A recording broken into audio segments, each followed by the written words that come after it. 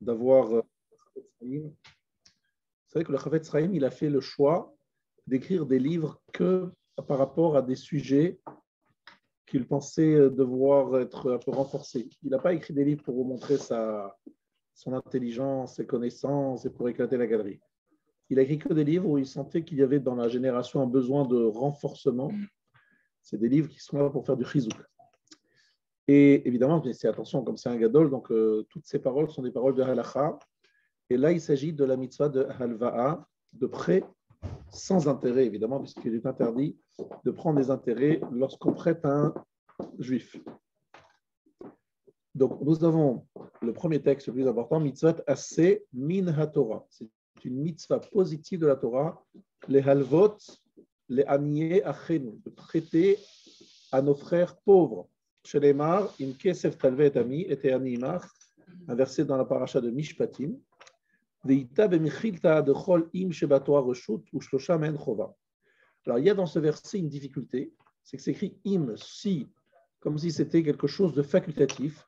Eh bien, tout de suite, la Gemara, le Midrash corrige. Im ici, c'est lorsque, c'est pas si, mais c'est lorsque. C'est une obligation. Donc, il y a 3 endroits où c'est comme ça, et là, c'est un des 3 endroits. Il y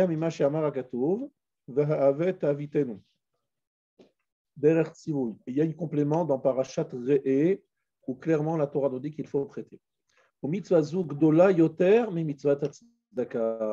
Cette mitzvah est plus grande que la mitzvah de la tzedaka. Parce que le pauvre n'a pas honte. Parce qu'il dit je vais rembourser.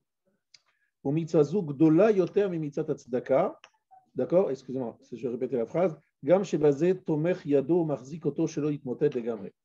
En faisant cela, il le soutient de manière à ce qu'il ne perde pas pied. Il y a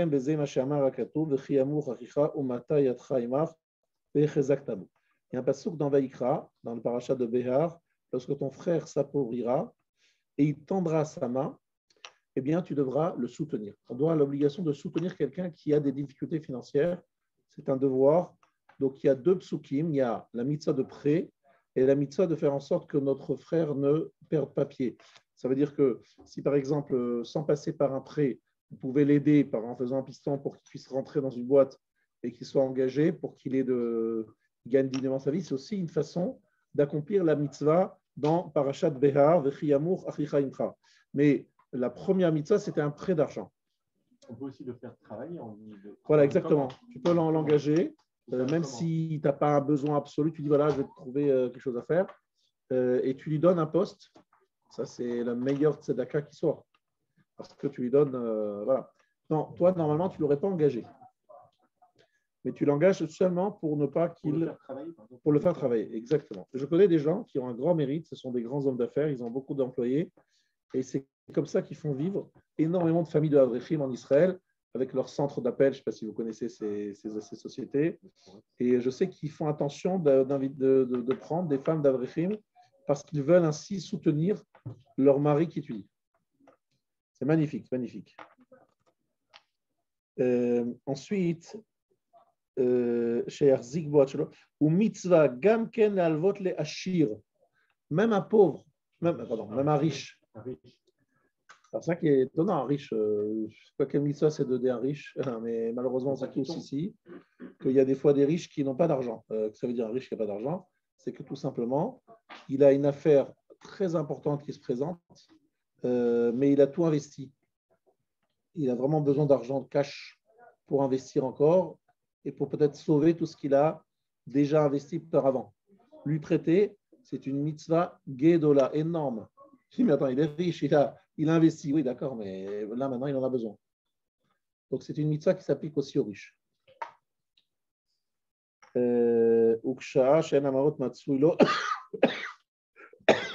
Alors, pourquoi il y a un grand principe Milut Rassadim? Ça s'appelle Milut Rassadim. Noheg ben l'aniim ben Hashem. Vous savez, il y a 2 termes. Tzedaka et Gmilut Rassadim. Tzedaka, c'est la charité, c'est-à-dire donner de l'argent. Gmilut Rassadim, c'est rendre service. Donc, le service peut être sous différentes formes, mais le rendre service, ça s'applique à des pauvres et à des riches, pas seulement à des pauvres. Et là, l'année Kodem lo basé. Seulement, il y a une priorité aux pauvres. C'est pour ça que la Torah parle du pauvre. Si je dis qu'il y a une mitzvah de donner aux riches, pourquoi la Torah dit la Torah parle du pauvre. Et je me permets de vous dire quelque chose de magnifique qu'a dit le Or HaChaim HaKadosh sur ce passouk. C'est écrit Im kesef talvet ami, si tu prêtes de l'argent à mon peuple, et he'ani imach. Qu'est-ce que ça veut dire cette phrase? Et he'ani imach. Le pauvre avec toi. C'est quoi cette histoire? C'est que, explication du Or HaChaim HaKadosh, c'est que HaKadosh Baruch Hu dit ce qui est réservé aux pauvres est chez toi. Je m'explique. Lorsqu'on gagne largement sa vie et que des gens viennent nous solliciter en disant fais-moi de la tzedaka, nous on a l'impression qu'il va nous prendre quelque chose qui est à nous. Mais tu ne travailles pas, tu sais pas. Je n'arrive pas, j'essaye, je n'arrive pas. Eh bien, lorsqu'on lui donne la tzedaka, on n'est pas en train de lui donner quelque chose qui est à nous, on lui donne ce qui a été déposé chez nous pour lui. HaKadosh Baruch Hu, il a distribué les richesses en donnant de l'argent à certains pour distribuer cet argent aux autres. Il n'y a malheureusement pas assez de gens qui voient les choses comme ça. Et tout à l'heure, comme je suis à la recherche de levée de fonds, on m'a raconté des choses incroyables sur ce qui se passe, par exemple, au Brésil. Au Brésil, là-bas, on m'a donné trois noms. C'est des gens qui cherchent de donner leur argent. Ce n'est pas qu'il faut les solliciter, les embêter. Et ils parlent de 400 000 $, 500 000 $. Et ils cherchent des choses, ils cherchent. Vous ne pouvez pas me proposer quelque chose Pardon? C'est facile. Ouais. N'empêche, c'est beau de voir ça. Je trouve ça tellement beau, ces gens-là qui. Et vous savez pourquoi? Regardez comme c'est beau aussi. Parce que quand ils étaient en 50-60 au Liban, ils avaient demandé la bracha des rabbanim. Ça m'a raconté ça tout à l'heure. Et les rabbanim leur ont fait une belle bracha et ils se sont enrichis au Liban. Maintenant, ils n'habitent plus au Liban, heureusement pour eux d'ailleurs, mais ils se sont enrichis là-bas. Et ils disent, et ils sont ma'aminim, et on a chez Mac, c'est la bracha des rabbanim qui leur a permis de réussir. Donc dès qu'il y a des rabbanim qui arrivent, ils font kavod, maki, etc. Pardon? Non, c'est que pour les rabbanim et pour les institutions qui donnent. Mais c'est très beau. Moi, je trouve ça magnifique de voir ce genre de choses. Et il y a une compétition pour savoir qui donne le plus. C'est pas qui donne le moins, c'est qui va donner plus que l'autre. C'est tellement beau de voir ça. C'est dommage le contraire de certaines attitudes. Moi, je trouve ça magnifique. Parce qu'ils ont compris que si Hachem a mis tellement d'argent dans leurs mains, ce n'est pas pour le garder pour eux, c'est pour le distribuer à d'autres. Après, ils veulent distribuer, ils veulent que leur argent produise. Donc, comment ils produisent leur argent? C'est Dakar. C'est magnifique. Ken Yirbu Kamoam, qu'il y ait beaucoup de gens comme eux. Voilà. Maintenant, Veilo de Odianu Akatuv, Ayarotsono Shel Adam Yoter Lalvot Leashir. ושגם הוא ישיג פעמים רבות טובות ממנו, ועוד שיעשיר בטוח אצלו יותר. Alors là, une phrase du Rav Chavetz Chaim. Je répète la question du départ et la réponse du Chavetz Chaim que je vais vous révéler. Il dit, pourquoi la Torah nous dit de parler de prêt à un pauvre? Pourtant, il y a une mitzvah de prêter à un riche aussi. Réponse du Chavetz Chaim, c'est qu'un homme veut plus prêter à un riche qu'à un pauvre. On ne prête qu'au riche, dit une phrase, parce qu'il est plus tranquille d'être remboursé par un riche, ou bien parce qu'il se dit, je vais gagner quelque chose. Je lui rends service aujourd'hui, demain, il me rendra la monnaie de la pièce. Donc, il a plus envie de prêter aux riches que de prêter aux pauvres. C'est pour ça que la Torah nous dit, non, il s'est traité d'abord aux pauvres. Ne fais pas tes calculs, s'il te plaît. Tu dis, ah oui, mais je vais prêter aux riches. Non, prête d'abord aux pauvres et après, on va avoir des riches. C'est aussi une mitzvah. Ça, c'est la. Pardon? C'est une forme de rébit. De se dire, il va trouver. Alors, tu as raison que si ça a été mis comme une sorte de forme de condition, de dire si je te donne, est-ce que tu me rends l'appareil, etc., c'est une chose. Mais si, par exemple, tu donnes et tu dis tu me rembourses l'argent que je t'ai prêté, pas un centime de plus, si après tu demandes un service, c'est pas un ribit. C'est vrai que ça peut. Non, mais c'est pas ribit. C'est-à-dire que ça n'a pas été fixé au départ et il peut très bien refuser. Il n'est pas obligé de le faire. Donc, s'il le fait, il le fait, mais ce n'est pas une obligation et ce n'est pas dit comme une condition au départ. D'accord? Mais sache que ce n'est pas une question bête que tu poses. Moi, je sais que je me rappellerai toujours une phrase, j'ai adoré, une phrase de Rav Shlomo Zalman Auerbach. Tu vois, un des Gdolé adore, je suis dans son shiur, et il dit, on m'a posé la question, comme ça, avec sa voix un peu fluette, et on m'a posé la question, est-ce qu'on doit dire, on a le droit de dire merci lorsqu'on nous prête de l'argent? Pourquoi certains disent que c'est ribit? C'est de l'argent, tu dis merci, c'est des ribit. Il y en a qui pensent comme ça, comment on peut prendre de l'argent sans dire merci? Comment on peut ne pas dire merci? Comme si c'était, c'est pas que je donne quelque chose, c'est une évidence de dire merci et c'est pas du tout lui apporter quelque. Bon, encore une fois, ces deux approches halachiques, mais le Rav pensait qu'on a le droit de dire merci lorsqu'on nous prête de l'argent et il ne comprenait pas la question. Maintenant, j'ai vu d'autres personnes qui disaient qu'il ne faut pas dire merci. Bon, tout ça pour une question de ribit. Pour vous dire que le ribit, c'est léger, c'est facile d'arriver au ribit. C'est pour ça que je dis que tu as raison de poser la question. Le da'od de lav dafka halvat ma'ot. C'est une mitzvah de prêter des ustensiles. Mitzvah, attention, écoutez bien, parce qu'on est en train de parler de mitzvot. Je sais que ça motive plus les gens si ça c'est mitzvah. Mitzvah, la shilkelav. Quelqu'un me demande, est-ce que tu peux me prêter ta voiture, tu veux me prêter ton appartement, tu veux me prêter tel ou tel objet? Mais avec plaisir, c'est une mitzvah. Qui akol mibidat achesed hu shakadosh baruch hu chafetz bo.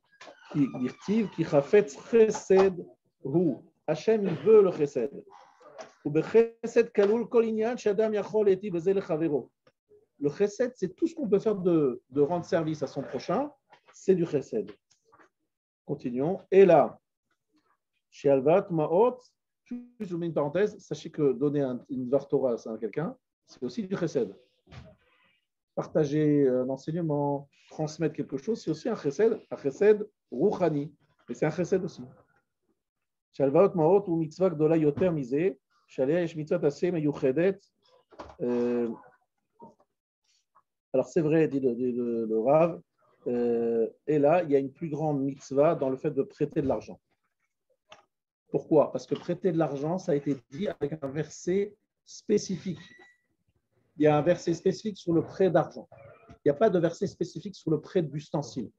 Mais n'empêche que le prêter un ustensile, un outil, c'est une mitzvah. Prête-moi ta perceuse, prête-moi ton. Chaque chose que l'on prête, c'est une mitzvah. Et il faut le vivre vraiment comme une mitzvah de la Torah. Et que si, par exemple, vous avez autre chose à faire à ce moment-là, vous devez vous poser la question si vous avez le droit de refuser parce que c'est une mitzvah de la Torah. Est-ce que je dois laisser tomber ça pour autre chose? Et c'est une mitzvah de la Torah. C'est pas, il faut voir ça comme ça autrement.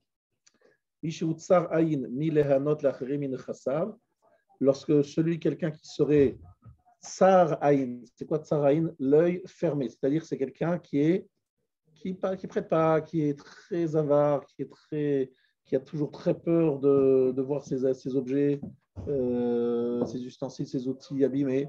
Donc il est extrêmement, on va dire, avare dans les prêts. Nos sages nous disent que lorsque Maftsirimbo chez Yachil Ezekeli, on insiste, prête, ou Meshaker, il ment. Hello, je ne sais pas. Là, mais il dit, j'aime pas parce qu'il n'a pas envie de dire non, alors il dit, je n'ai pas. On show chez Negaim Baim Alveto. Donc ça, nous disent, des plaies arrivent sur sa maison, c'est des Negaim, c'est Tsarat. Ou Mouchar Lefanot Kol Akelim Shababait. Donc lorsqu'il y a un Tsarat dans la maison, qu'est-ce qu'on fait? On vide tout ce qu'il y a dans la maison. Et tout le monde rigole en voyant qu'est-ce qu'il est menteur, ce monsieur. Parce qu'il est obligé de sortir tous les ustensiles qui sont dans sa maison. Parce que s'il les laisse, lorsqu'il a un égard, que le Kohen a dit que c'est Tsarat, tous les ustensiles sont tamés. Et après, il faut les tremper dans le mikvé. C'est dingue. Donc, on lui dit, donc, qu'est-ce qu'il va faire, le monsieur, pour éviter ça? Il va sortir tous ses ustensiles et tout le monde va pouvoir voir ce qu'il a à la maison. Ah, tu m'as dit que tu n'avais pas une perceuse. Regarde-moi là. Ah, tu n'avais pas ceci. Ah, mais regarde, il est obligé de sortir tout ce qu'il a à la maison. Tout le monde voit ce qu'il a. Donc, son mensonge apparaît au grand jour, aux yeux de tous. Et tout ça grâce au Negaïm. Hachem dit, voilà, tu veux être Tsar Aïn, tu veux vraiment pas prêter et tu dis des mensonges, eh bien, ton mensonge sera bientôt révélé comme étant un vrai mensonge grâce à ces Negaïm. Vous comprenez? Bamed Varim Amorim Be'ashir. Quand ces choses ont été dites, c'est lorsqu'il y a un riche. Aval Be'ani Sheba Lishol Mimenu Ezekli, ou Shachefetz Anacholo Yesh Alav Chiyuv Gadol, Mitzad Adin Ashilo Pen Lo Ata V'Ameliknot. Si un pauvre me sollicite, il me demande un ustensile, que ce pauvre ne peut pas se payer. Donc, lorsque il me demande un service de lui prêter cet ustensile, là, c'est un chiyuv gadol mitzadadin. C'est une obligation, une grande obligation mitzadadin parce que il n'a tout simplement pas moyen de l'avoir autrement. Donc, il y a aujourd'hui en Israël ce qu'on appelle les gmachim. C'est ce gmachim, milut rasadim, des endroits où des choses extraordinaires se font, des bonnes actions de chesed. C'est-à-dire que vous voulez emprunter des chaises pour un Sheva Brachot, vous avez une adresse où ils prêtent les chaises, des tables, mais ça va dans des détails. Là, je vous parle de choses qui sont assez fréquentes, mais on va parler de biberons, on prête même des médicaments qu'on doit ramener le lendemain, évidemment. On prête des robes de mariée. Ben oui, c'est magnifique. On prête tout, quoi. Tout est possible. Il y a des listes de centres de prêt sans intérêt. On dit que la poubelle tzedaka, c'est de don. Alors, là, vous parlez d'autre chose, c'est que effectivement, il y a des gens qui disent je donne de l'argent à un gmach. Alors, ce gmach, il prête sans intérêt. Et là, ce qui est bien, c'est que vous ne savez pas à qui vous donnez. La personne qui reçoit ne sait pas de qui il reçoit. Donc, il n'y a pas de gêne. Donc, c'est magnifique de prêter un gmach. On a commencé un gmach à Aleph, d'ailleurs. Ce Shabbat, il y a eu un appel pour faire un gmach à Aleph. Et c'est un marque de quoi? D'argent. Bon, on en reparlera, mais sachez que c'est une belle initiative de Hugo. Ils ont commencé à faire un appel, voilà, et d'autres seront sollicités, mais il faut attention, pour gérer ça, il faut être un petit peu assez carré parce que si personne ne rembourse, voilà, très vite, il n'y a plus rien du tout. Alors, en Israël, il y a toujours un garant. Caution un peu moins, mais il y a des garants. Ouais. Des garants, ça veut dire que c'est très simple. Si tu signes que tu es garant, le type, il ne va pas se prendre la tête. Il dit voilà, celui-là, il ne me peut pas me rembourser. Je vais directement chez toi et tu payes. Est-ce qu'il faut grave quand on prête, par exemple, quelqu'un nous demande 5 000 euros. Ok, je te prête 5 000 euros, mais comment tu vas me rembourser? Est-ce que tu as les moyens de me rembourser? C'est une question, ça? Ça arrive. Dans le bateau, on ne sait pas si c'est avec garant ou pas. Non, mais c'est pas. Alors, justement, alors, les questions que vous posez, c'est les questions qui arrivent, donc laissez-moi continuer. Kama yashiour shechiva Torah lalvot ishtareu. Quelle est la mesure? Combien d'argent faut-il prêter à son prochain? On me demande 5 000 euros, comme vous dites. Est-ce que je dois les prêter? Ou bien je dis non, écoutez, moi, les 5 000, je ne peux pas, mais je donne 500. Est-ce que je transgresse quelque chose si je refuse de donner la somme qu'on me demande? L'omatsati, alors c'est le Chavetz Chaim qui dit, c'est pas Rielgué. L'omatsati mefouraj bedivre chazal shiur lazé. Je n'ai pas trouvé dans les paroles de nos Chachamim une mesure, un shiur de prêt obligatoire. Alors, vous savez tous que la tzedaka, il faut donner jusqu'à 20%. Mais est-ce que le prêt, c'est nécessaire de donner 20%? Non, on peut donner dès ou plus tard à hauteur de 20% de ce qu'on a. Non, justement, il dit qu'il n'y a pas de règle comme celle-là. C'est dans la tzedaka, lorsque tu le rembourses, on ne te remboursera pas. Par contre, dans les prêts, il n'y a pas écrit un shiur. Il n'y a pas écrit une mesure. Est-ce que je peux imposer à quelqu'un qui dit voilà, écoute, moi j'ai besoin de 10 000 euros, c'est toi qui vas me les prêter, tu me prêtes 10 000 euros. L'autre dit mais attends, qu'est-ce que tu veux, je sais pas, tu m'agresses là, je ne veux pas te prêter 10 000 euros moi. Ah, mais c'est écrit dans la Torah, Im Kesef Tavet Ami, c'est un pasouk, c'est chayav. Alors il cherche, non, mais mec, c'est un truc qui arrive souvent. Donc vient le Havat Chesed du Chavetz Chaim qui dit attendez. Kama yashiur shechiva Torah. Qu'est-ce que la Torah m'oblige à donner à monsieur qui me sollicite un prêt? Alors on nous dit, il n'y a pas de shiur. Donc ça veut dire qu'il n'a pas trouvé. On ne peut pas déduire de la tzedaka. Là-bas, il y a au maximum 20% de ses biens. Là-bas, il donne entièrement. Mais dans un prêt, il va récupérer son argent. Il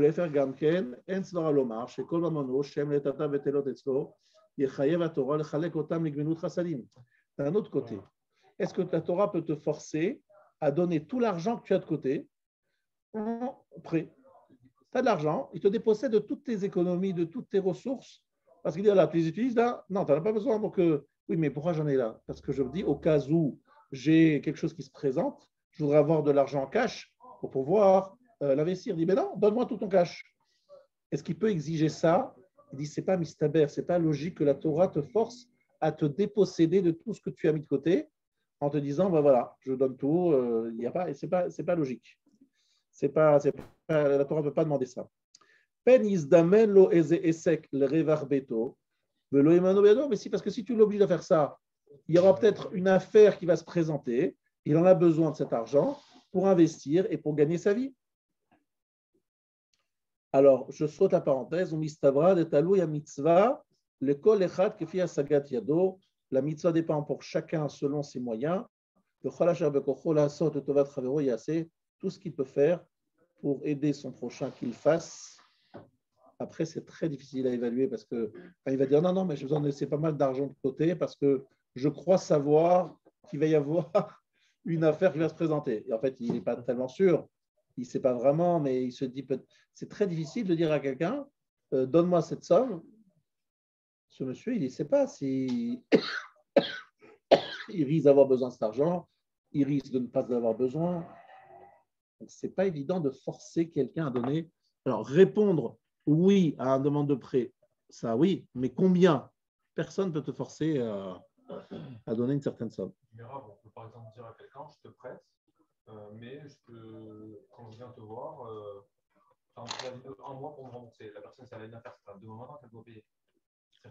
On a l'obligation de prêter, d'après le Passouk, mais on n'a pas l'obligation de prêter sur 10 ans voilà. Sans demander là.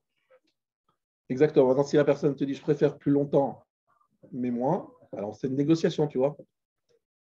Parce qu'il y a aussi des gens qui se disent si je risque 10 000 euros, je risque de ne jamais les revoir dans un mois. Il va me dire non, excuse-moi, j'ai eu un empêchement. Il ira voir son deuxième prochain pour lui dire c'est tout. C'est ce qu'ils font les gens, de toute façon, ils en prennent pour rembourser. Ouais, il y a des gens qui vont d'un emprunteur ils empruntent de quelqu'un pour rembourser à l'autre. Ça s'appelle la cavalcade, la cavalerie. Il ne faut pas tomber sur Madoff, c'est tout. Pas le dernier sur Madoff. Il ne faut pas être le dernier. Ouais.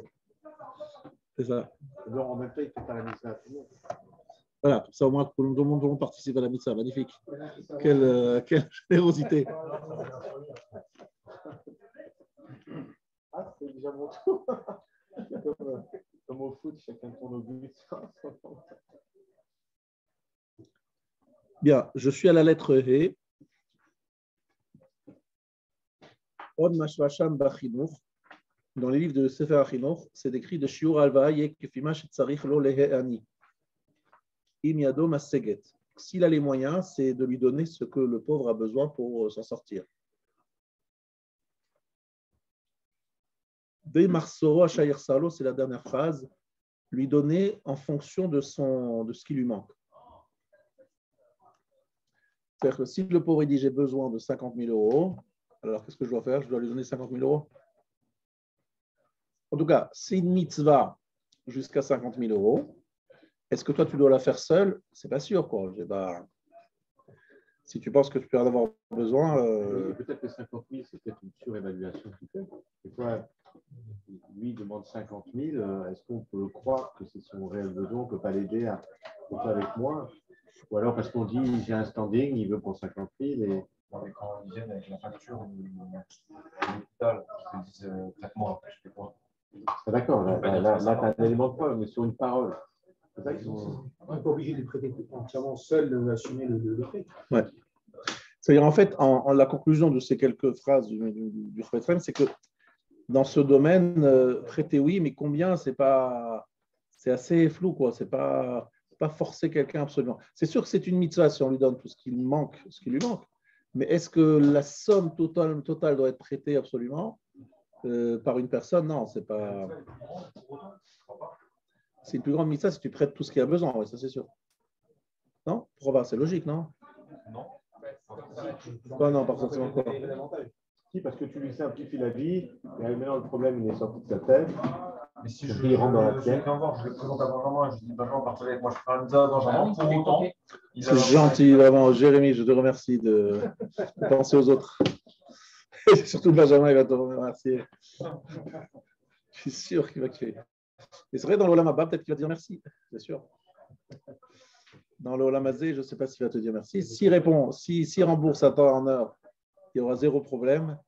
Mais s'il arrive, ce qu'il arrive très souvent, que ça tarde, que ça, c'est qu'on ne rembourse pas, qu'on donne moins, etc., eh bien, malheureusement, il risque de plus être tellement ton copain, Benjamin. Pardon ? Le pire, c'est qu'il ne rembourse pas du tout. C'est ça. Alors, moi, je dis toujours aux gens, voilà, faites comme ça. Est-ce que vous pouvez prêter quelque chose qui, s'il ne le rembourse pas, vous pourrez l'oublier, passer dessus et vivre à 100. Au moment où s'il ne te rembourse pas, c'est-à-dire, tu le qualifies en maaser tant qu'il tu l'as prêté. Une fois qu'il te l'a remboursé, évidemment, tu dois donner ton maaser. S'il ne te rembourse pas du tout, c'est une tzedaka. Ouais. Ah non, c'est sûr. On ne doit pas lui en vouloir. Pardon ? Un riche qui ne rembourserait pas peut-être une tzedaka. Un riche qui ne rembourse pas une tzedaka, est-ce que c'est une tzedaka ? On peut le forcer à vendre. Non, qui ne rembourse pas un prêt, est-ce que c'est une tzedaka ? Si un riche ne rembourse pas parce qu'il est avare et qu'il veut en profiter, donc c'est un voleur. Donc, est-ce que c'est une mitzvah de soutenir un voleur ? Pardon ? C'est pas tout prêt qui devient une tzedaka. D'accord. Maintenant, si c'est un voleur, il y a un problème, c'est que tu ne peux pas dire que je fais une tzedaka avec un voleur en lui donnant facilement l'objet de son vol. C'est pas une tzedaka. D'accord ? Non, tu dis autre chose. Tu dis à Kadosh Baruch Hu, écoute, j'ai perdu de l'argent pour l'alva, je l'ai fait pour faire la mitzvah. Bah, il te met tout cet argent, c'est mitzvah. Donc finalement, tu es gagnant aussi dans l'Olam Haemet. Dans ce monde, tu perds, mais. Ouais. On évalue à quel point tu dois être correct, célibataire ou pas. Parce qu'on est toujours dans le sentiment, quand il doit rembourser, il montre que c'est dur pour lui. Et, on peut toujours être célibataire, mais comment on le décide ? Je répète, si par exemple ils te donnent une très grande somme, ils vont peut-être mieux donner une somme que tu pourrais moins importante, que tu pourrais éventuellement digérer, provisionner, on va dire comme ça. Et comme ça, tu ne lui en veux pas, il n'y a pas de. C'est un sujet très, très délicat et très souvent, il y a des problèmes là-dessus. Mais bon, je suis avec quelqu'un qui rembourse pas depuis très longtemps, très, très longtemps, je parle maintenant de plusieurs années. Mais j'ai l'impression que malheureusement, dans sa tête, il a mis un X sur le remboursement. Volontairement, je l'ai convoqué, j'ai dit, écoute, Ravi, un problème, c'est que il faut que tu rembourses, quoi. Et au moins que tu payes un petit peu chaque mois, quoi. Tu ne peux pas dire. Au moins que tu montres que tu te rappelles qu'il y a une dette, quoi. C'est pas possible. Le créancier me dit, mais c'est pas possible, il fait rien, il réagit pas, il se manifeste. Alors je vous dis juste une chose, faites très attention. Lorsque vous avez des dettes, je sais que la nature humaine est quelqu'un qui est un peu fier, il fait genre, j'ai rien, je n'en pas. Mais je vous dis par l'expérience de ceux qui prêtent et qui me parlent, ils me disent, au moins qu'ils viennent me voir, qui disent, écoute, je n'ai pas de quoi te rembourser tout de suite, mais je peux te donner quelque chose. Même un petit effort de pas grand-chose, ça donne un sentiment que voilà, comment on prend en compte ma difficulté, ma peine, etc. Mais pas gens ni vu ni connu. Il y a des gens, parce qu'ils sont très honteux, ils ne répondent pas au téléphone, ils font semblant qu'il n'y a rien du tout. Des fois même, ils deviennent des ennemis. Des ennemis. Donc, c'est vrai que c'est bizarre. Hein. Des fois, les gens sont tordus. Mais je vous répète encore une fois, si vous avez une dette et que vous n'arrivez pas à la rembourser, vous venez à la personne et dites voilà, je ne peux pas rembourser maintenant alors que je t'avais dit que je rembourserai à telle date. Je donnerai un petit peu aujourd'hui, un petit peu dans 3 semaines, etc. etc. Bien. En shiur le mitzvat gemilut chasadim. Je suis dans la lettre Zayin. Pardon, excusez-moi, je n'ai pas fini la lettre Vav. Alors, Alka Mazman Mechoyav Lalvotlo. Pour combien de temps il faut lui prêter? Mistabra des étalos Gamken et Kolechad Kefi Asagat Yado. Ça dépend de chacun. Im En Yachol Alvotra Kazman Yom o Yomaim, En Mechoyav Yoter. S'il ne peut prêter que pour un jour ou deux, il n'est pas obligé de prêter pour plus. Pour les faire, il m'évaquèche, il vote Menou Al Yoter, Mishoshim Yom, Biado Masegaleze, Niredet Tsarich Lalvotlo. S'il lui demande plus que 30 jours et il a les moyens, il faut qu'il lui prête même plus que 30 jours. Donc, ça dépend en fait de chacun selon ses moyens. Mais si quelqu'un n'a pas les moyens, il peut lui dire, voilà, je te prête un jour, je te prête 2 jours. Après, il faut voir si c'est réalisable, quoi. Moi, j'ai voulu emprunter une fois un Gmar, un centre de prêt sans intérêt. Donc, c'est une association qui prête. Ils m'ont dit, il faut nous rembourser chaque mois, vous donnez des chèques et chaque mois, vous remboursez un petit peu. Je leur ai dit, non, mais je vous propose autre chose. C'est que je ne rembourse rien pendant plusieurs mois, mais à la fin, je rembourse tout. Je peux faire comme ça. Ils m'ont dit, on ne peut pas. Je dis, pourquoi? Ils m'ont dit, parce qu'en fait, ce que vous remboursez chaque mois, ça donne la trésor et ça permet de prêter à d'autres. Là, ça nous bloque pendant plusieurs mois et on peut pas prêter à d'autres. Et donc, il y a des gmarim comme ça qui fonctionnent avec des remboursements échelonnés. Voilà, exactement.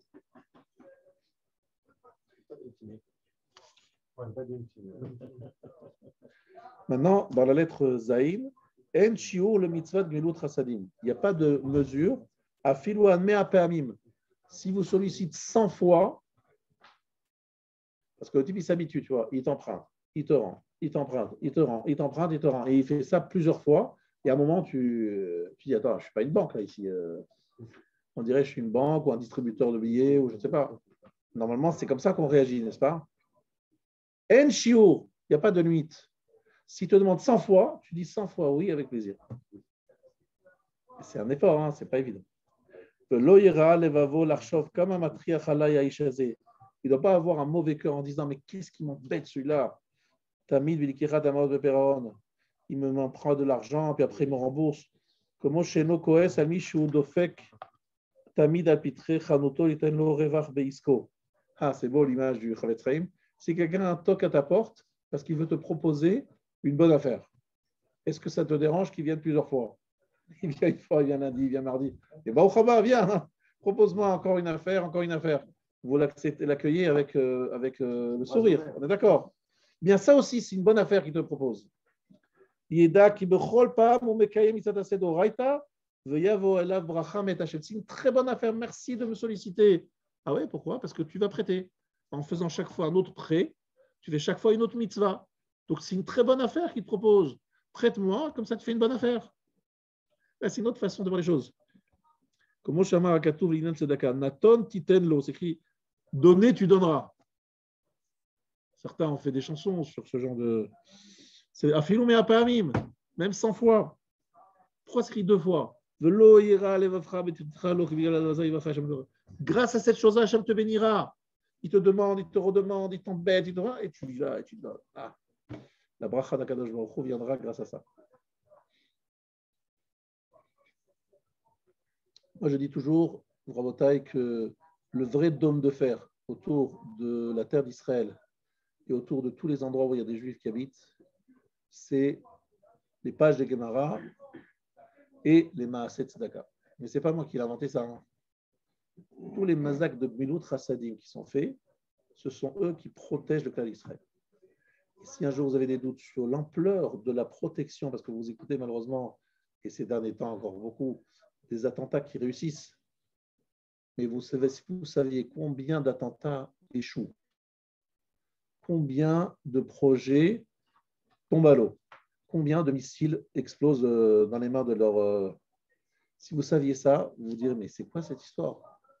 Eh bien, demandez au Hamas. Je vous ai dit plusieurs fois que j'ai un rêve, c'est de faire venir un responsable du Hamas ici et de lui faire une conférence à Aleph. Ils disent, mais attendez, c'est peut-être pas le meilleur conférencier invité ici. Il y aura pas beaucoup de monde. C'est fini, au contraire, on l'a sur Zoom. Je lui demandais, s'il vous plaît, monsieur le représentant du Hamas, faites un shiur sur l'Aïmouna. Et je peux vous dire qu'il va dire, parce que j'ai déjà entendu un shiur une fois d'un Hamasnik à travers les médias, Il dit, écoutez, le peuple juif, nous sommes impressionnés par la façon dont Hachem vous protège. On a prévu je ne sais combien de destructions, d'actes terroristes, de machin. Et des fois, c'est incroyable comment Hachem il vous protège. Eux-mêmes, ils voient des choses que nous, on ne connaît pas, donc on ne sait pas. Mais Hachem, il nous protège et il le voit. Alléluia Hachem, kol goyim, shabetchu kol haomim, ki gavar alenu chasdo. Écoutez bien cette phrase. C'est dans Tehilim, dans le Hallel. Louez Hachem, les non-juifs, les goyim. Shabetchu kol haomim. Louez-le, tous les peuples. Qui gavar alenu chasdo, parce que sa générosité sur nous.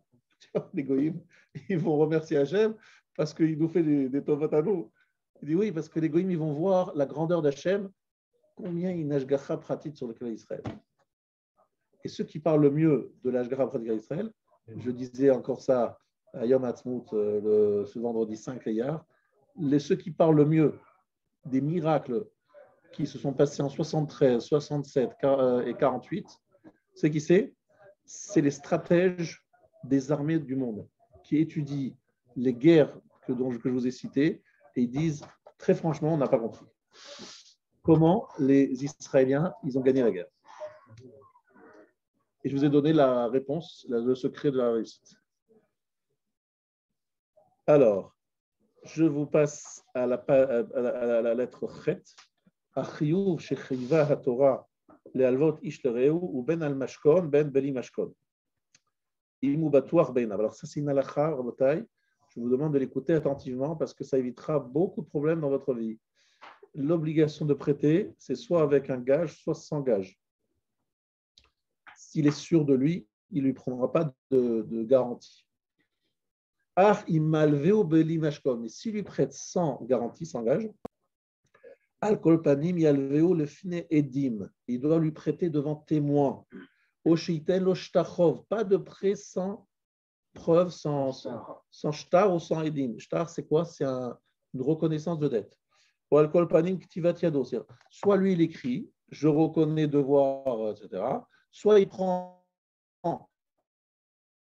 un texte et deux témoins qui signent le shtar. Il y a deux témoins. Voilà. Et ces trois solutions. Pas on se prête à la table, personne n'a rien vu, il n'y a plus de traces. Après, vous revenez quelques temps après. Alors, c'est quand le remboursement? De quoi tu parles? De quoi tu parles? Je ne sais même pas de quoi tu parles. Il dit, mais attendez, tu te moques de moi? Je sais, mais je comprends. C'est toi qui. Je ne comprends même pas de quoi tu parles. Est-ce qu'on peut donner un chèque à la place du cash comme il a? Ouais. Ça marche? C'est une reconnaissance de dette? C'est juste un chèque de garantie. Un chèque du même montant. Lui, tu l'encaisses du coup de mois. Ça marche ou pas? Alors, c'est possible parce que le chèque, je crois que s'il est encaissé et qu'il est sans provision, c'est. Un chèque aujourd'hui, ça n'a aucune valeur. Un chèque pour rien, c'est pareil. Ah ouais, à ce point-là? C'est du bois. On peut déclarer perdu, volé. Avant, c'était pénal de déclarer un chèque volé alors que c'est pas volé. Ouais. Et aujourd'hui, c'est rien. Il déclare perdu carnet de chèque. Il déclare perdu, mais c'est pas vrai. Et ça coûte de l'argent à l'autre. C'est ça le compte. Ah, je voulais vous mettre en garde. Je voulais vous mettre en garde sur quelque chose. Merci de me rappeler. Il y a eu une personne qui a été sollicitée par un soi-disant un marchand de biens qui lui dit voilà, j'ai un bien à te louer, à te prêter, à te louer ou à te vendre. Et il lui a demandé tous ses papiers. Donc il a pris son passeport, ces trucs, ces machins.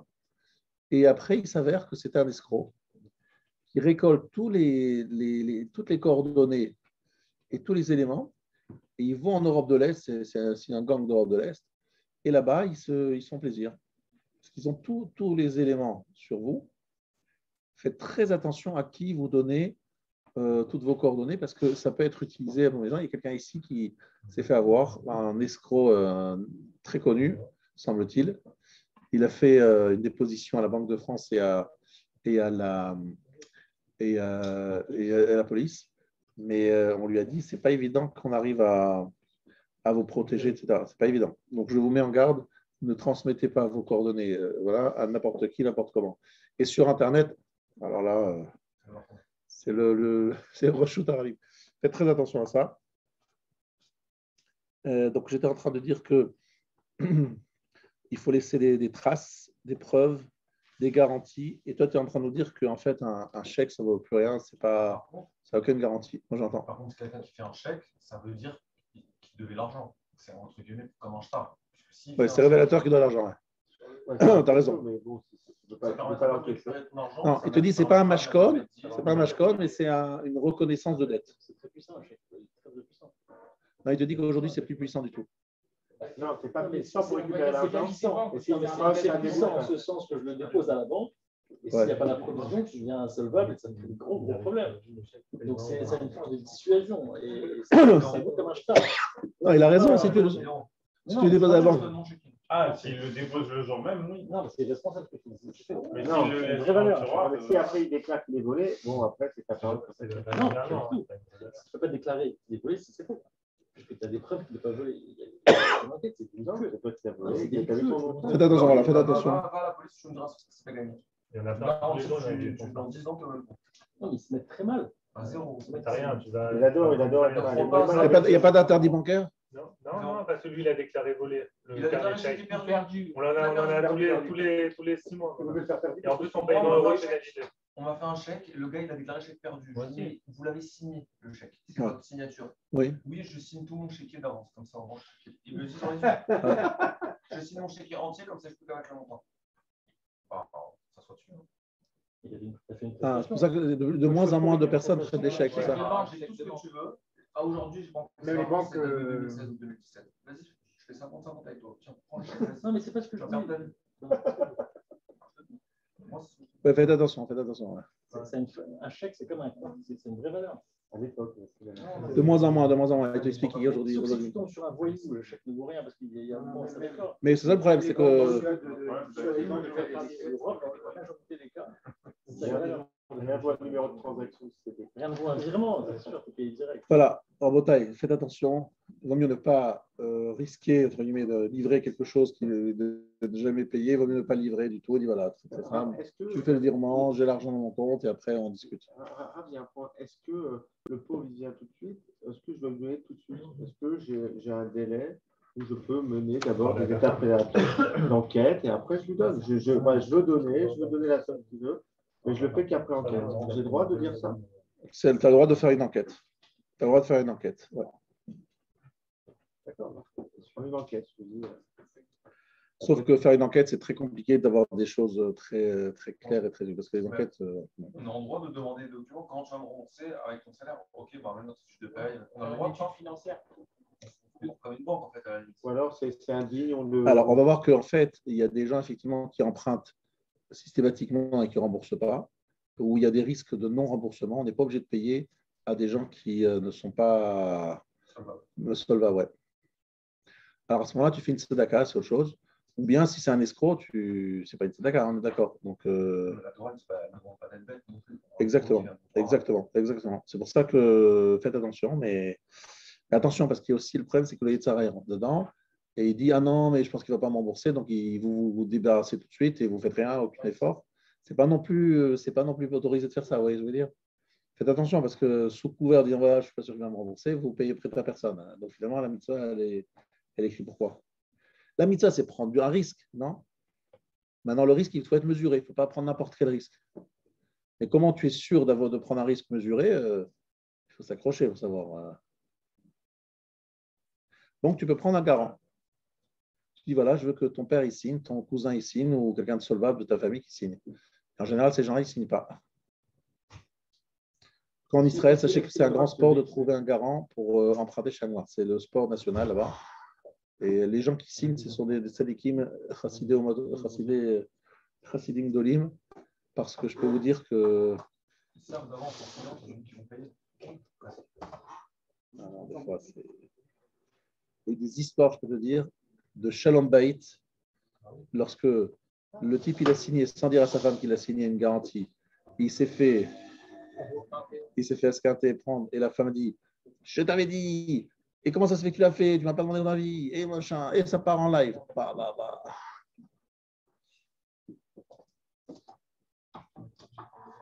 Là, je connais quelqu'un, il avait mis tous ses réserves d'un truc, c'est un rave, quoi, un truc, 25 000 euros. Envolé. Chaque fois, il me dit, tu ne peux pas lui dire de me rembourser, ce monsieur. Il y a je ne sais pas combien de personnes qui m'appellent en me disant, tu ne pourrais pas lui dire de me rembourser. Je dis, mais la même personne qui me fuit, parce que chaque fois que je l'appelle, bon, évidemment, il ne me répond plus maintenant. Il sait chaque fois que je l'appelle, c'est pour lui dire, tu sais, c'est quand même bien de rembourser un tel. Le problème, c'est que la liste, elle s'allonge, et lui continue à emprunter, et les gens se font avoir, et les gens continuent à prêter. A priori, non, mais... C'est probable de mettre son nom sur un mur. Ouais, c'est vrai. Je cherche un mur pour... En tout cas, je veux dire, il ne fréquente plus Aleph parce qu'il fréquente Aleph souvent, mais je lui ai fait comprendre qu'il change de proie. Non, mais tu te rends compte, un Rav qui a tous ces 25 000 € pour lui, c'est très important. C'était avec ça qu'il voulait faire le mariage et Bar-Mitzvah de ses enfants. Le gars, il n'a plus rien, zéro, et le type, et c'est un type qui n'a pas de sechel, il investit très souvent, et il est schlamazel, comme on dit chez nous en Yiddish, il n'a jamais de mazal. Il se prend toujours des vestes, et donc c'est chaque fois un truc. Donc chaque fois, il est sincère, hein, il pense vraiment rembourser, parce qu'il est vraiment, il pense y arriver, et chaque fois, il se fait avoir. Et il est très convaincant. Voilà. Est-ce que le pauvre a un droit, on va dire honnête, qui vient devant les retraites, et qu'on lui refuse la droit de se vexer? Ou alors il dit, bon, bah, tu ne fais pas la mitzvah, il passe autre chose.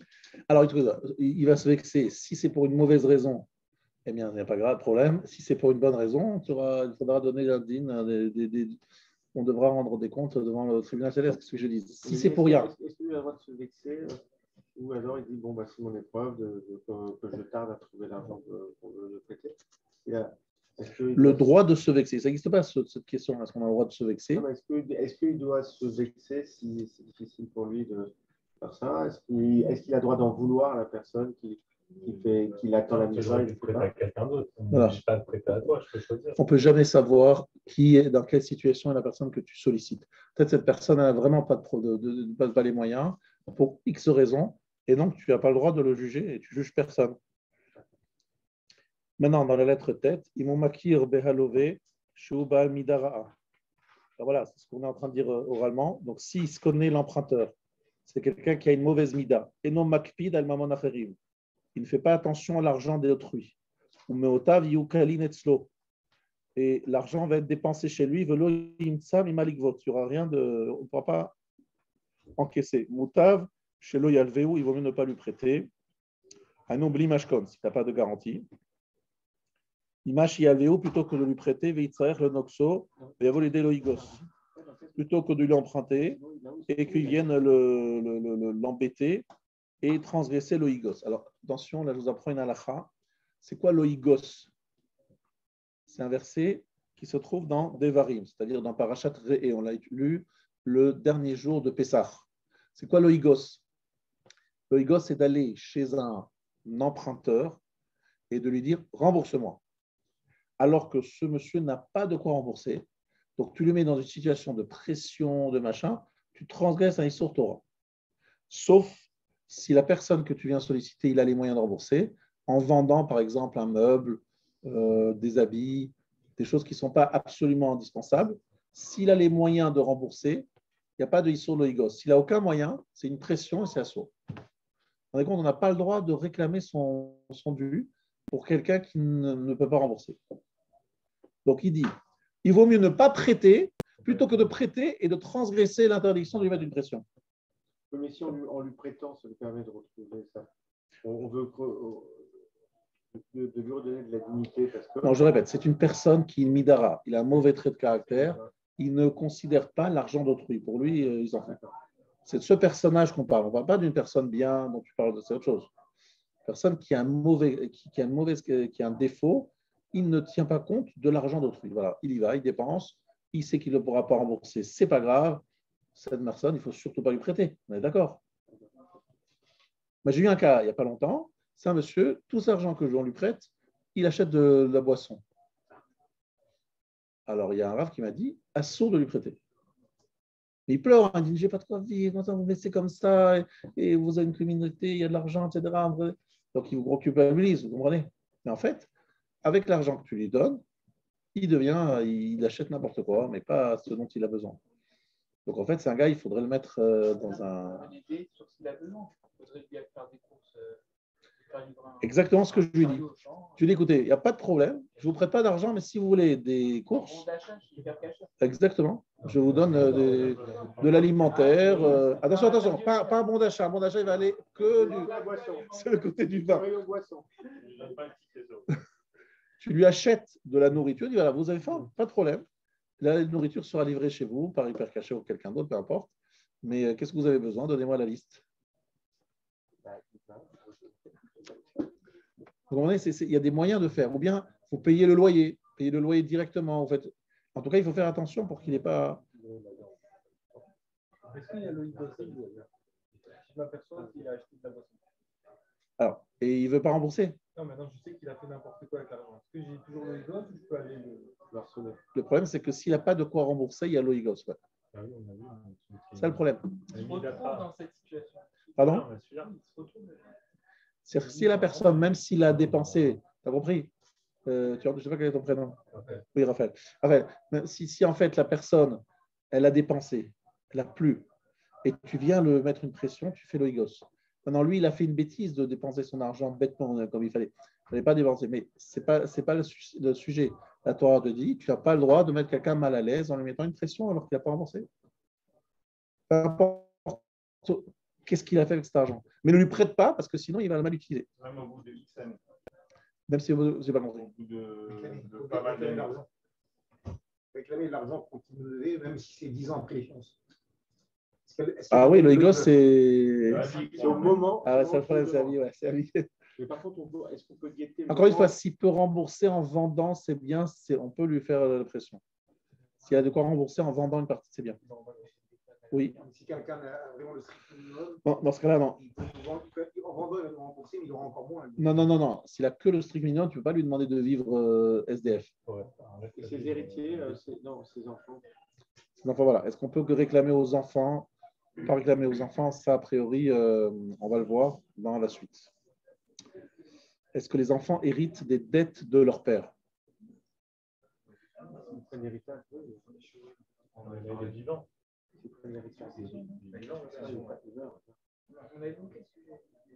Mais c'est quoi la réponse? Est-ce qu'on peut exiger? Pas le cash.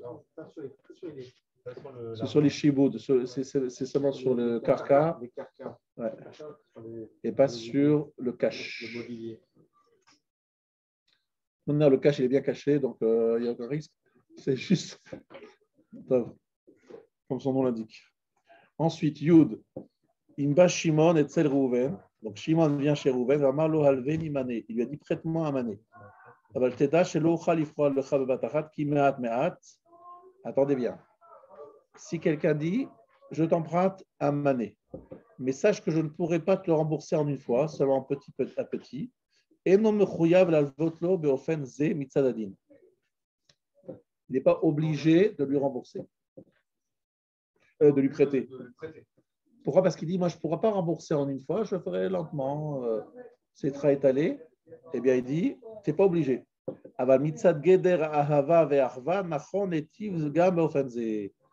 Mais c'est bien, ahava, l'amour, ahava, la fraternité, nous dit, fais-le. Mais c'est bien de le faire, mais ce n'est pas une obligation. Vous avez dit que quand vous avez sollicité, vous avez dit, je rembourse tout à la fin, et vous avez dit, non, je veux tout par partie. Ouais. Ça, c'est un gmar. C'est un gmar qui te dit, je te prête à condition que tu me donnes chaque mois un chèque. Il voulait le chèque au départ, d'ailleurs. Comme ça, il encaisse chaque mois un chèque. Et ça, c'était un gmar. Maintenant, là, on est en train de parler d'un issour pour un homme qui est un individu, donc qui est un privé. Et lui, il peut dire, écoute, moi, je veux l'argent en une fois. Ah non, je ne pourrais pas te rembourser en une fois, je te rembourserai en 10 fois. Il peut dire, ben, je ne veux pas. Voilà.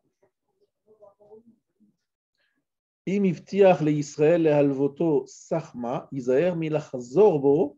Donc, alors, écoutez bien ça, c'est un truc que malheureusement, on peut aussi se poser la question, qu'est-ce qui va se passer dans la Mahomet? Lorsque vous dites quelque chose qui est en fait un genre de nidré mitzvah, c'est-à-dire un engagement lié à une mitzvah, vous ne pouvez pas vous rétracter. Ça, les gens oublient. C'est Ça m'a fait toujours peur avec les promesses de dons. Ça me fait toujours. J'ai les boules pour les gens, quoi.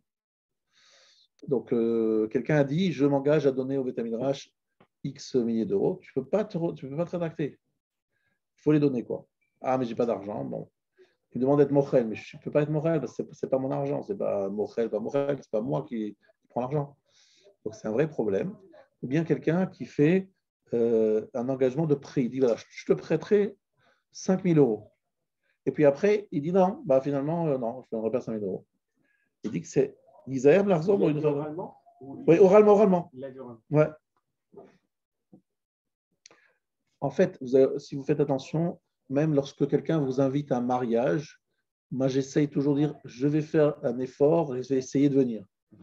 Dire je viens, c'est un gros problème de ne pas venir. Parce que venir au mariage, c'est une mitzvah. Et comment tu peux ne pas venir? Tu t'es engagé. C'est un éder. Tu as dit je viens.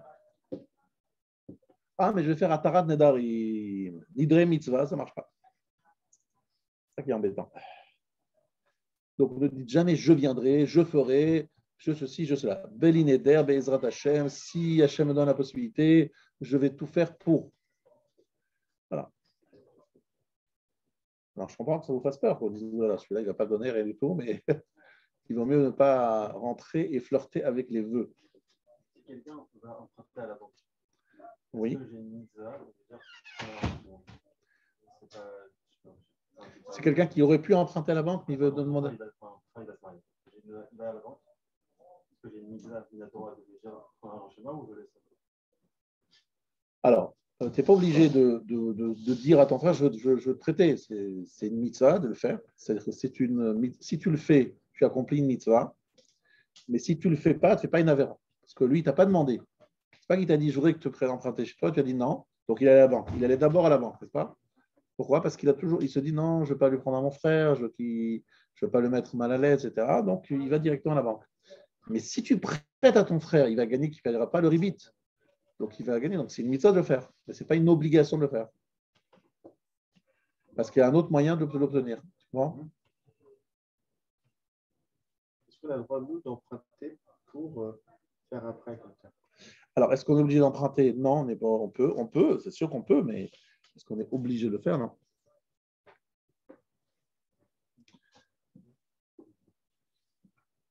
Mais de façon générale, ne dites pas je vais faire, je serai. Non, dites je vais tout faire pour, je vais essayer. Animishtadel. Alors, Rav Yitzhak Zacharim dit toujours Animishtadel. Fais très attention à ce qu'il dit. Animishtadel. Je vais essayer, je vais.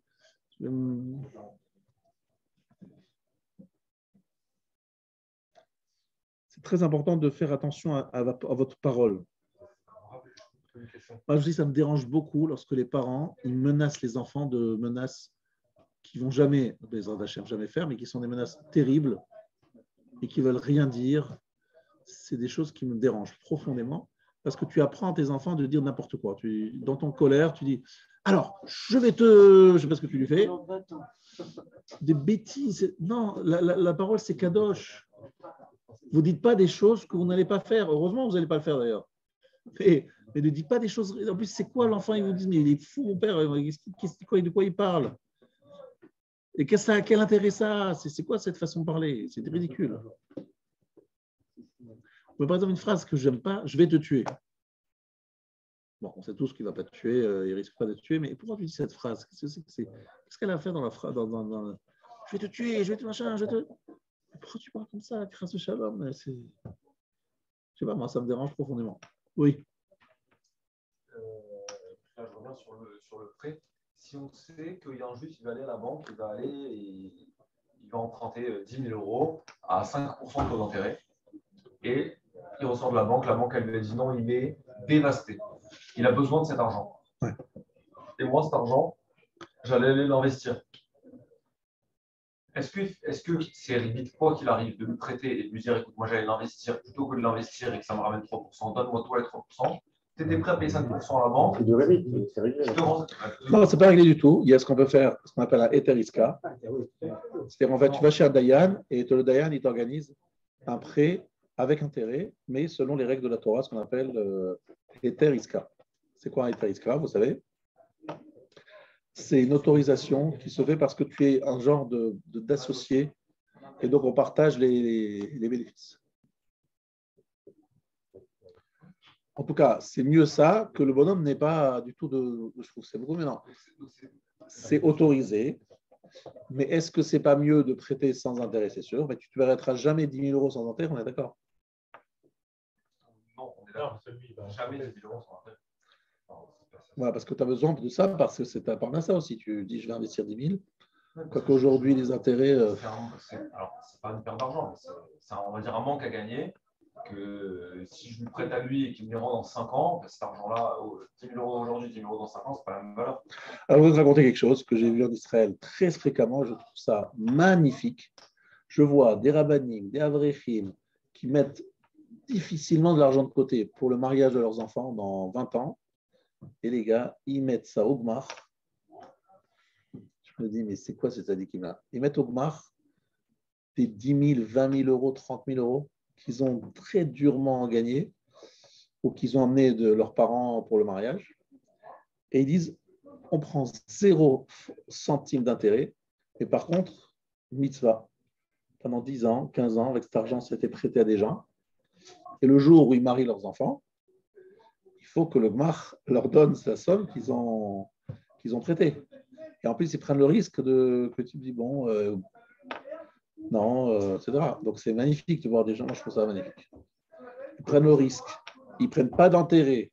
Et cet argent, c'est difficile pour eux d'obtenir. Et quand même, ils le prêtent comme ça. Moi, je trouve ça. Vous savez que vous avez en Suisse, les banques, maintenant, les dépôts en concurrence en taux négatif. C'est fini. Dans un mois, c'est fini. Hein? C'est fini. Dans un mois, c'est fini. Tout le monde repasse. Ensuite, non, mais pour eux, là, avec la hausse des taux, mais pendant des années, c'était taux négatif. Taux négatif. C'est-à-dire que vous mettez 10 000 euros, vous venez 10 ans après, vous avez un petit peu moins. Non, on a des Français qui sont taux négatifs. La France empruntait pendant des années, ça a toujours été. Parce que c'est une sécurité, quelque part, quand vous l'avez au bar, vous ne payez pas un coffre, vous payez pas ça en même temps. C'est une sécurité. Moi, je vais vous expliquer. Le type qui prêtait comme ça, des sommes comme ça, c'était un type qui venait prier tous les matins à Ponovitch. Il avait une grande veste comme ça, avec plein de poches. Il te sortait des liasses. Et moi, je me disais, mais les boules, je ne sais pas, il y a un voleur, il le braque. Il n'a pas de vitre. C'est dans ses poches. Et ça sort. Et il te dit combien? 100 000 $. Et combien 100 000?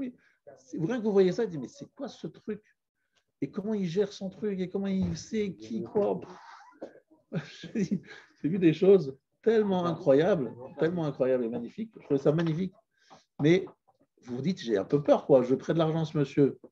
Vous allez à Meacharim, vous avez des gens qui cachent leur argent de gmar comme à l'époque, les matelas, derrière les trucs. Je dis, mais je prête l'argent à ces gens-là, mais c'est extrêmement dangereux. Il y a n'importe quel voleur, il peut se servir. Il y en a de partout. Je vous dis, c'est beau de voir cette madriga de Emouna, de Netina, de Milut Rasadim. Et je vous ai dit, c'est ça la vraie protection du cas Israël. Et 22h30 déjà? Dommage, on n'a pas fini alors nos différents chapitres. Vous êtes obligé de revenir la semaine prochaine. Vous êtes obligé de revenir la semaine prochaine. Vous n'avez pas le choix, je n'ai pas fini mon chiot. Bon, allez, rendez-vous est pris pour la semaine prochaine. Il y a un nombre de préférence pour le côté. Ah oui, bravo, ça vient après. Krovim avant. C'est la priorité, c'est les proches.